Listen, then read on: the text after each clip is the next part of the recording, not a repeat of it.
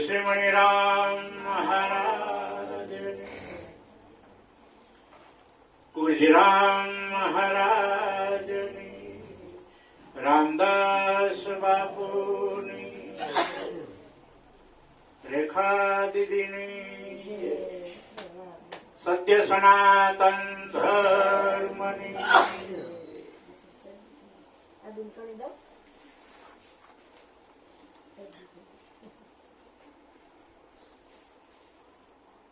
આજે અમાસનો પવિત્ર અને પાવન દિવસ કુરજી રામ મહારાજ ને ત્યાં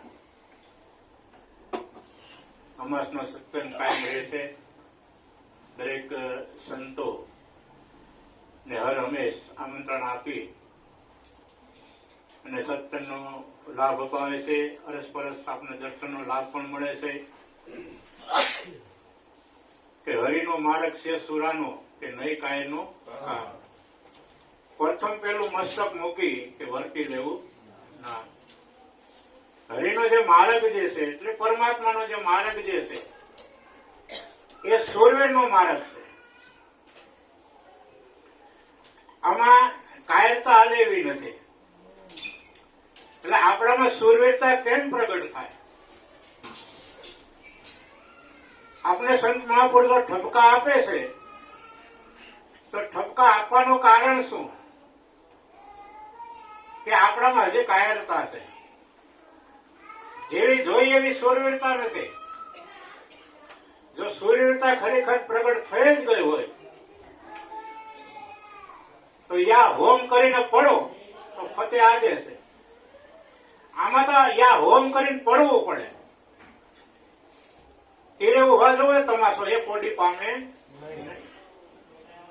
દરિયાને તીરે, દરિયામાં મોતી હોય પણ તીરે જો મોજા ઉછળે એનો તો તમાશો જોયા કરે તેને ક્યારે મોતી પ્રાપ્ત થાય?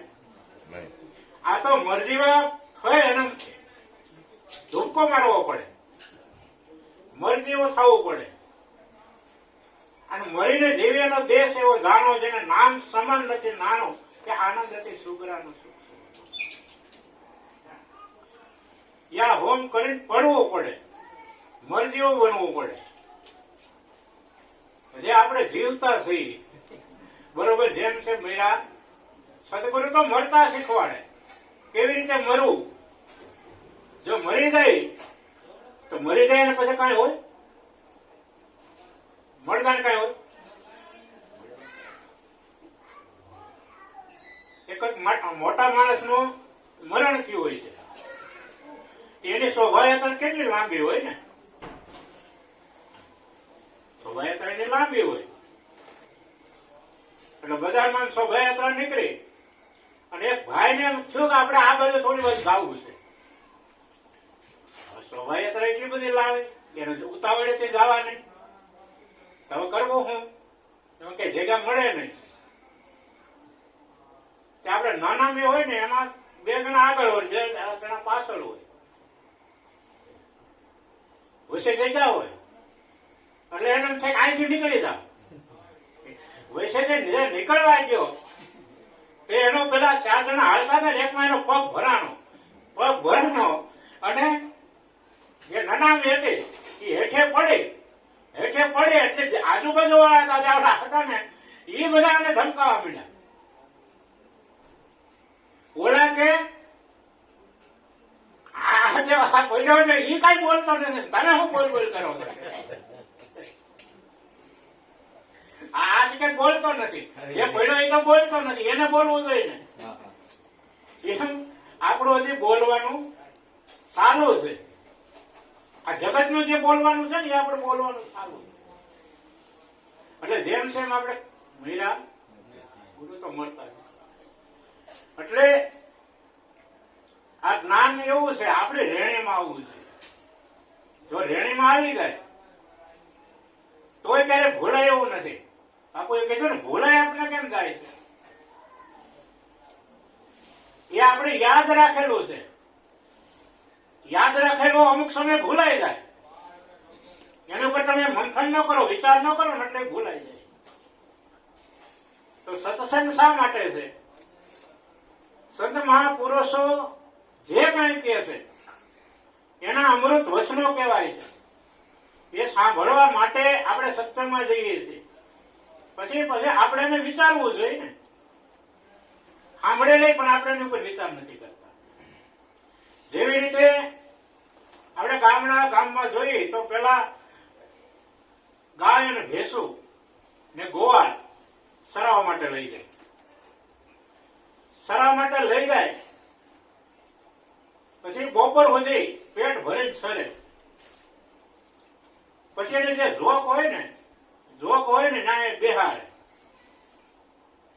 બેહાડે ને એટલે બેહાડ્યા પછી એ ગાયો ને ભેંસો છે ને વાગોળવાનું શરૂ કરી દે. જે કઈ ખાધેલું જે છે ને એ અંદર થી બહાર કાઢે મોઢામાં ગળામાં, અને પાછું એને દાંતથી ચાવી અને ઝીણું ઝીણું કરીને પાછા એના એ ભૂંડલા ભરે. હરિરસ આ સત્સંગ રસ એવો છે કે એને ફરી વિચારતા પછી એવા એને એના ઉમળકા આવે, ઘૂંટડા આવે. અને એ ઘૂંટડા તમે જયારે પીવો કે રામ રસાયણ પ્યાલા પીજીએ. મહાપુરુષો કે રામ એક રસાયણ છે અને એનો પ્યાલો જે છે એ આપણે પીવો તો કેવી રીતે પીવો કે ધીરે ધીરે એના ઘૂંટડા ભરવા, એકદમ નથી પી જવાનું. જો ધીરે ધીરે આપણે ઘૂંટડા ભરીએ ને તો જેમ આપણે ગળાથી ઉતરતું જાય ને એમ એનું ધીરે ધીરે તરત એનું પાચન થતું અને આપણે નશામાં ઉતરી જાય.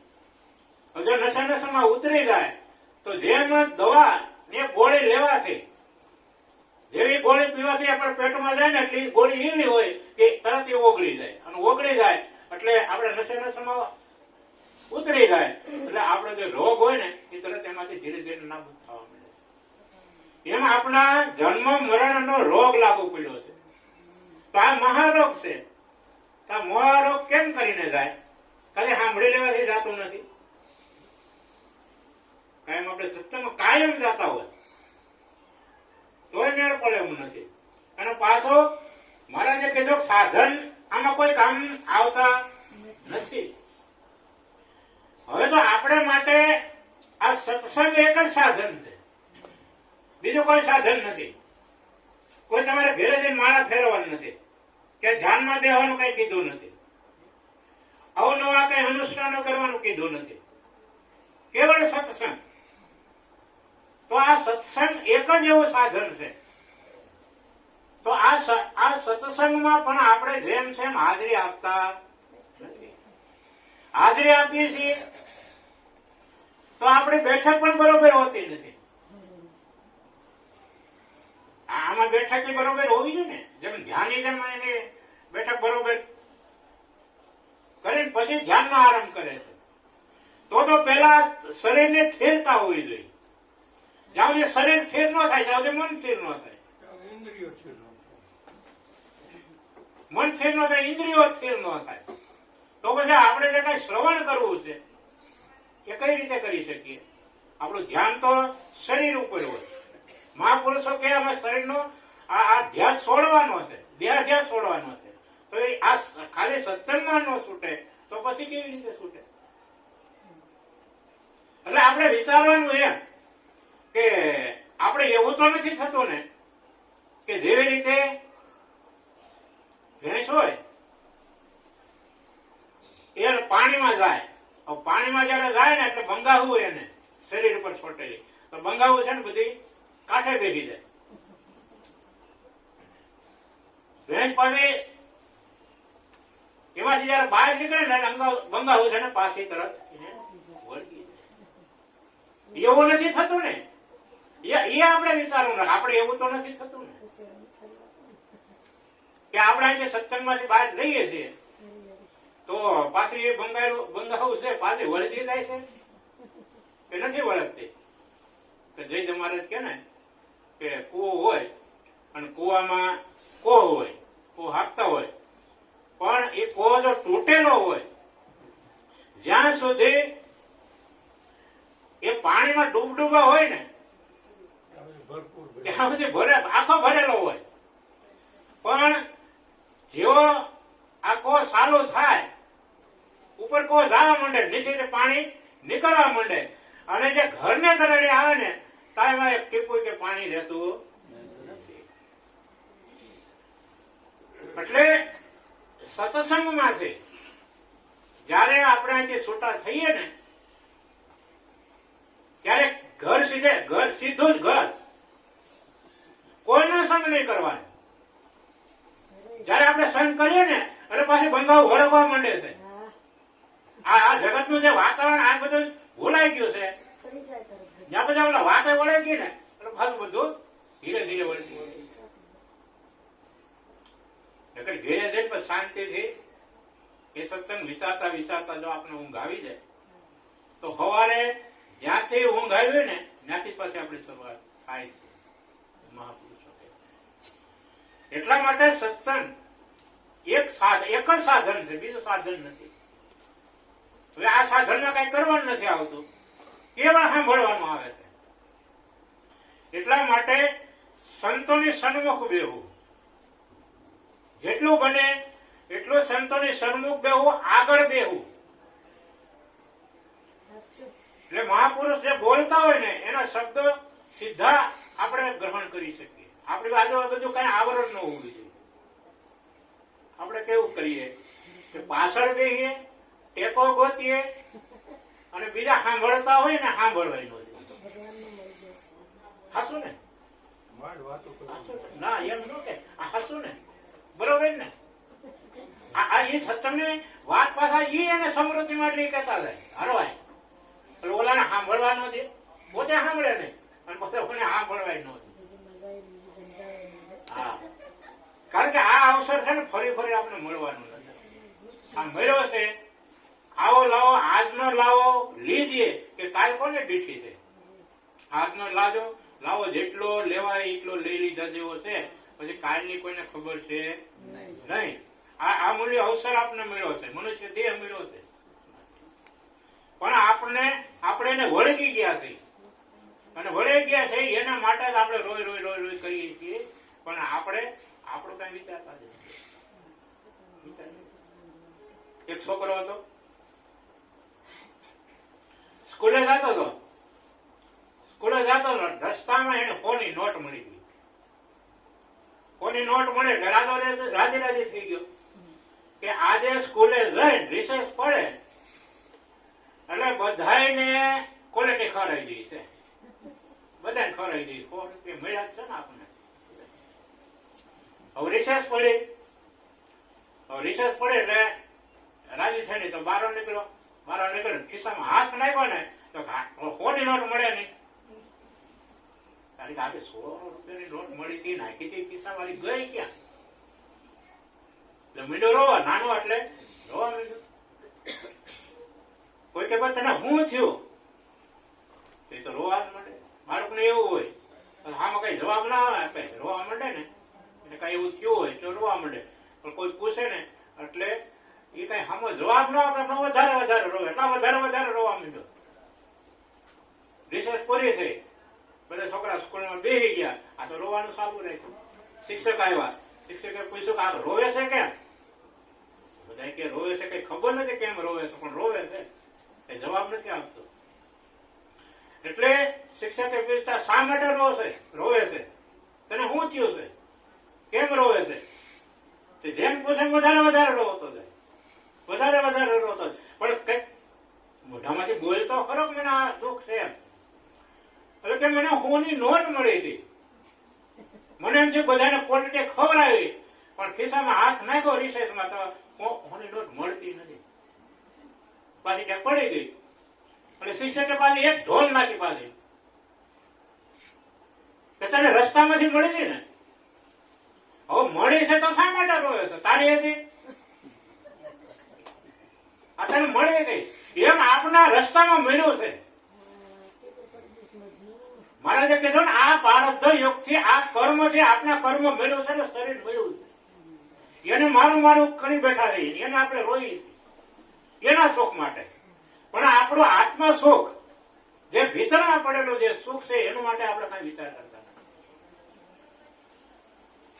આ જેટલો આપણે કઈ આ માયા પાછળ આપણે વળગી ગયા છે, જેટલું કઈ ભેગું કરી જ રહ્યા છે, એ કઈ હારે આવવાનું છે નહીં. હારે શું આવશે? જે પોતાનું નિજાનંદ જે સુખ છે એ જ હારે આવશે. બ્રહ્માનંદમ પરમ સુખદમ કે કેવળ જ્ઞાન મૂર્તિ, જે બ્રહ્માનંદ સ્વરૂપ જે છે સદગુરુનું આપણામાં એ પ્રગટ કરી દે. પરમ જે સુખ કહેવાય એ સુખ આપણે સદગુરુ આપે છે. આ જગતમાં આપણે કોઈ નો આપી શકે એવું સુખ સદગુરુથી મળે. એટલે સદગુરુનું જેટલું બને એટલું સાનિધ્ય સેવવું જરૂરી છે.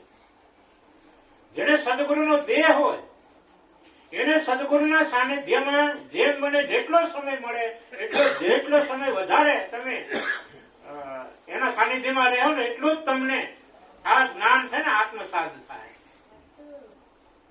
નહીં થાય. આપણે ગુરુને મૂકીને એમ કે આ બહુ મોટા જ્ઞાની છે ને એને પણ આપણે સાંભળવા વૈયા જાય. ગુરુને જ બાજુ મૂકી દીધું. ભલે ગુરુ કાંઈ ન બોલતા આવડતું હોય પણ એના સાનિધ્યમાં જઈને આપણે જેટલું બેહીને એટલું જે આપણામાં પ્રગટ થાય ને એની જે રેણી છે એ આપણામાં આવશે ને.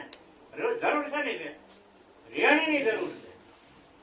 સત્સંગ સાંભળવો જરૂરી તો છે જ, પણ એનાથી વિશેષ જેટલો આપણે રેણીમાં આવશે ને રેણીમાં આવશે એટલું જ આપણે યાદ રહે. જેટલું આપણે રેણીમાં નહીં હોય ને એટલું બધું ભૂલાતું જ જવાનું છે. એટલે ધીરે ધીરે ધીરે કેમ આપણામાં રેણી આવે, સદગુરુની રીત આવે એ પ્રમાણે આપણે હાલવું એટલું કહે અને મારી વાણીને અહીંયા વિરામ આપો. બોલો સદગુરુ.